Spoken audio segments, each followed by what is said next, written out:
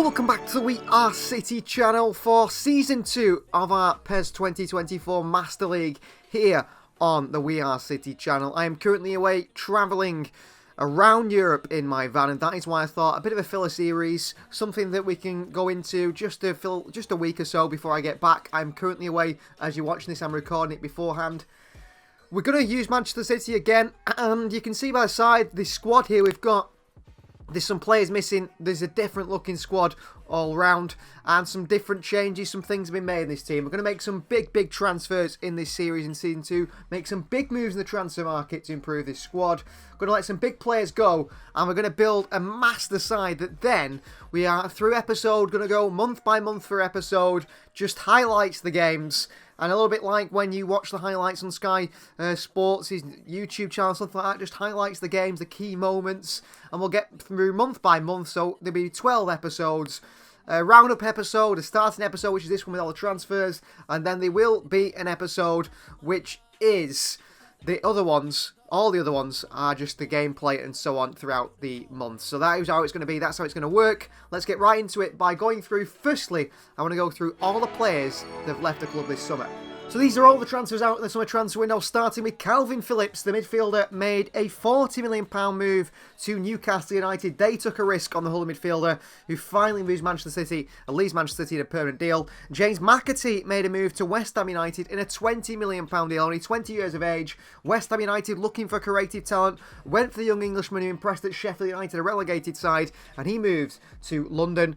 We saw Josh Wilson-Esbrand, a second one of our youth players, go to London, join West Ham United, return to West Ham United where he came through our youth system in a £10 million deal. The man who'd spent half a season on loan at Cardiff City in the Championship. Tommy Doyle, he moved to Wolves in a permanent deal from his loan, and just a £5 million move to leave Manchester City, to step away from the club finally, and I hope the best wishes to him and move away towards Wolves. Taylor Howard-Bellis made his loan move to Southampton in a permanent move. They're back in the Premier League, Southampton, and Taylor Howard-Bellis makes a £15 million move to Southampton this season, and that's a really good move for him, and I think in his development. Issa Kabore also moves to Southampton after a loan at Luton, impressing at Luton Town. Southampton came back in for Kabore, they've been in for him before, and made a £10 million move for the fullback from Burkina Faso. He's a very good signing for them, a marauding fullback. Alex Robertson, who had a knee injury, unfortunately, ruled his loan out at Portsmouth, came back to full fitness, and Everton spent a massive £15 million on a very highly rated young midfielder, Australian international. Sergio Gomez moved and left the club permanently. He joined City's sister club Girona in a £20 million move. So Sergio Gomez leaves Manchester City finally on a permanent deal, moving to Girona. And one transfer left, one more move away from the club, and that was the big one. Joao Cancelo moves back to Bayern Munich in a £35 million deal. Not to Barcelona, whose financial capabilities meant they couldn't sign Joao Cancelo. He moves to Bayern Munich in a £35 million deal, which ends our outgoings. And that is how we were left with this squad we have here, which still looks a very strong squad, but there's certainly areas this side we want to improve on. And I want to go through those areas and where we're going to make signs. And we're going to start off in defensive situations, and firstly solving the left back problem. Joško Vardiol, or maybe Nathan Ake is on the bench there, 83 rated Nathan Ake, is our current left back, but we want an actual out and out left back, and one that can play there in the absence now and the departure of Sergio Gomez. So Sergio Gomez has moved to Girona, and we need to look at bringing in a left back that can be a marauding left back, can play inside or outside, a more attacking left back, and someone who's on the bench to take over Sergio Gomez's role. So identifying 3 targets for this position, we looked at Borussia Dortmund, on loan at Borussia Dortmund anyway, from Chelsea, Ian Maatsen, who seems like a good option, can play inside or outside. He's really impressed while being on loan at the Bundesliga side. We also have Girona's Miguel Gutierrez, who can play in that central position as a inverted fullback, but also is very comfortable in the wide area. Real Madrid have an £8 million release clause or buyback clause on Miguel Gutierrez, but Manchester City are in charge of his future slightly, considering he's at Girona. He's certainly high on my list as a fullback option. And the final left back option was Ferit Karaoglu, a player City have actually been linked with, a very versatile player. Just look at his positioning there where he can play. He can play all over the field. He is right-footed despite being a left back, and he's sort of a left back that likes to come inside and play everywhere. He's a high target for Manchester City, for Arsenal and other big clubs, and one that could come cheap from Fenerbahce. He's high on my list as well. So So 3 targets for left back. I'm happy with the centre back situation. We've got plenty of centre backs in the squad. That's not something you need to worry about. But now onto the right back situation. So we've got Kyle Walker starting at right back, who is, of course, only getting older. A long-term replacement for Kyle Walker is needed, especially one that can play a more attacking role. Pep Guardiola has played this where Kyle Walker's playing very wide right on the right, and Walker isn't someone who's very good at that. Rico Lewis, who's now more of a central midfielder, we've converted him to a central midfielder. That's more his role. So we are looking at a right back to come in and play a more marauding attacking position in this Manchester City side. So 3 right-back options we've got is 1, a former Manchester City man in Jeremy Frimpong, a marauding, goal-scoring, assisting fullback, 85 rated at Bayer Leverkusen. Frimpong with a £40 million release clause, Euro release clause in his contract. That just seems like it's a perfect sort of deal to make a move for. If it becomes impossible though, we have a more expensive option in Molina of Atletico Madrid. On all action, fullback and plays a wing-back as well. He's 82 rated, but he has a 70 million or a £60 million Euro release clause in his contract. It's going to cost a lot of money to bring him in, and I'm not sure I'm willing to spend that sort of money on a fullback. However, we are looking for long-term someone to replace Kyle Walker, so they are going to cost a lot of money. And the final one is a player we have out on loan at the moment at Girona in Yan Couto. He could be the natural replacement, but there is big questions of his defensive capabilities. He's great in an attacking role. You can see he's naturally more of a right midfielder or a right wing back. But the same for Jeremy Frimpong. However, I think Frimpong is more of a rounded player defensively compared to Yan Couto at fullback. Onto the midfield situation now, where I have identified more issues in the squad, starting firstly with the holding midfield role. With Calvin Phillips moving to Newcastle United, that means Rodri is our only player there. Mohamed Sissoko on the bench. We've got Kovacic and Nunes, who aren't natural holding midfielders, Bernardo Silva not either. So we are looking for a more natural holding midfielder. But in that sense, I've actually found some that are and some that are not. And some that, you know, do they start ahead of Rodri? It's a big question over this role. So for holding midfield, first we have Alan Varela of Porto, an all-action midfielder, very, very aggressive, good on the ball, can dictate games from a deeper position. My only worry with Alan Varela is, one, he's going to cost maybe 60-70 million euros, which is a lot of money, and also, is he too similar in the mould to Calvin Phillips, not quite technical enough? Possibly. Another option is João Neves, who's more of a central midfielder than a holding midfielder, but he has all the attributes to be a holding midfielder. And I feel that despite being a bit smaller, because of his qualities like Ilkay Gundogan, Bernardo Silva, Rodri, all mixed into one, he could come in, not play much football this season, but learn from Rodri in that holding role and be ready for future seasons as a Manchester City midfielder. He's going to cost a lot of money. And then finally, the big option is Joshua Kimmich. Yes, he's older, but he could play alongside Rodri. He could easily play that holding midfield instead of Rodri. He is not doing well at Bayern Munich at the moment. They're a Bayern Munich side that have been in a bit of trouble throughout the season. He's out of contract at the end of the year, so he would come in pretty cheap for a player of his quality. Some other midfield area I identified a problem in was attacking midfield, and looking at a long-term replacement for Kevin De Bruyne. He's 33, but also looking at someone to come in and just take the burden of creativity off Kevin De Bruyne.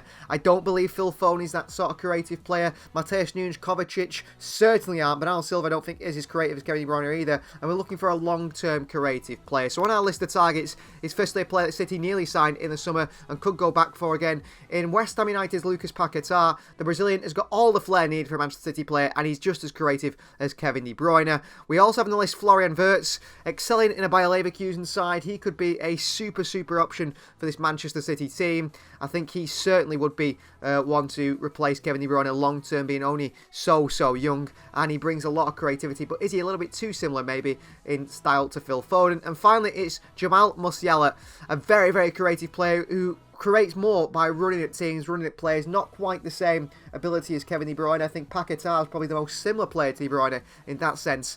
But Musiala, Wirtz are going to cost way more money, maybe above 100 million more than what Paquetá would cost. And the final area of the pitch that I wanted to improve on was on the right-hand side. Oscar Bobb is sort of our backup right-hand-sided player with Phil Foden. They're 81 rated as a right winger. Foden's going to be playing much more central this season. That's where his future lies, playing through the centre. And that means Manchester City need to look for a right-sided player.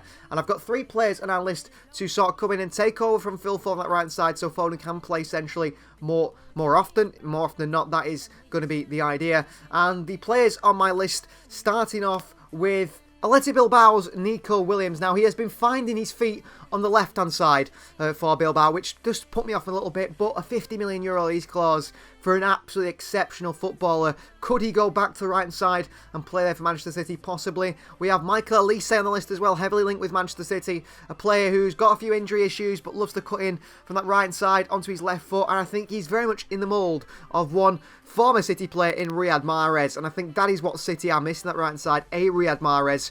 And I think Elise under Guardiola could develop to become a spectacular player. And if you want someone who's just, you know, got so much pace, so much quality to just run at players and be really attacking, really direct, then Pedro Neto could be the option. Wolves under financial issues. Pedro Neto could be forced to be sold for around 60 million. I think Elise would cost that as well. So both around the same price, both Premier League proven. Pedro Neto, a really exciting player that City could add to the side. So 5 positions and 5 targets for this squad this summer. A left back, a right back, a holding midfielder, an attacking midfielder, and a right-hand-sided player. Before we show you the players we have signed in those positions, because we've made those signs, I'm about to make those signs, let's have a look at the players out on loan for this season. So these are the 4 major players leaving the club on loan this season. Firstly, it's Savio. He returns to Girona on loan till the end of the season. An exciting Brazilian player who we could have actually used in our first team, but decided, you know what, we'll keep him out on loan. Manchester City might do that in real life anyway, and we will bring in a big signing, because why not? In this series, I want to make big signs, 5 big signings. That's the idea. Yan Couto, he's going to go out on loan again to Girona, so he is not going to be the right back option. We are going to make a signing in that position. Yan Couto will stay on loan at Girona. He's playing well there, so we might as well keep him there. He's impressing at Girona, and I just don't think, actually, his attacking quality, yes, his attacking talent, but his defensive ability and his physicality, I don't think it'd work in the Premier League anyway, especially in our team. Claudio Echeverri, he's joined the club permanently, of course, from River Plate. He has joined Girona, also on loan. A very, very creative, exciting attacking midfielder. 18 years of age, one certainly for the future, the young Argentinian. I can't wait to actually see him at Manchester City. I think he is going to set the world alight with his quality. But he's left the club on loan to also join Girona. So 3 players moving to Girona who are in the Champions League, by the way, in this save in this season after their amazing season. And then finally, Maximo Pirot, another Argentinian. He spends his time, all 4 South Americans, by the way, spends his time at Las Palmas on loan for this season. Again, a second season there. He could have also gone to Girona, really. That is going to end that, and it's time to get into the transfer market. So we brought in 170 million in terms of sales. We've spent 290 million, just shy of the 300 million mark in transfers in, with 5 new players joining Manchester City this summer. So kicking things off with an £85 million move for West Ham United's Lucas Paquetá. £85 million spent by Manchester City on the Brazilian creative flair player. He's going to come in and be a key player for this Manchester City side, and the long-term replacement for Kevin De Bruyne in that creative midfield role. On the right-hand side, we brought in Crystal Palace's Michael Elise for £60 million. £60 million spent on the Crystal Palace man, who's going to come in and be the new Riyad Mahrez to Manchester City on that right-hand side, if he can stay fit throughout the season. We brought in at right back Kyle Walker's long-term replacement, a very, very attacking fullback, activating the €40 million, the £35 million release clause of Bayer Leverkusen's Jeremy Frimpong. Welcome back to Manchester City, Jeremy Frimpong. He is going to be so good, I believe, on that right-hand side fullback position for us. The holding midfield role was fixed, I think anyway, with a 60 or £70 million sign it was, of João Neves from Benfica. He is a holding midfielder, a central midfielder, will come to learn his trade this season, not play much football for Manchester City, but develop under Pep Guardiola before making a real key role in future seasons at the club. And then finally, left back role has been solved by another Girona player in Miguel Gutierrez. He makes the permanent move to Manchester City, a fullback who can play inside or outside. Been very, very impressive for Girona, tactically as well for them under Mikel. And he is going to join Manchester City as our future left back, only 22 years of age, for the long term. That is the Manchester City squad built for this series and this season. Episode 2 coming in only a few days' time. Thanks for watching, everyone. I'm so excited for this series. Please like the video if you haven't already. Please do subscribe to the channel if you are new. And if you want to join the We Are City Members Club to see these episodes early and extended, go ahead and join. It's worth it. We'll see you guys next time.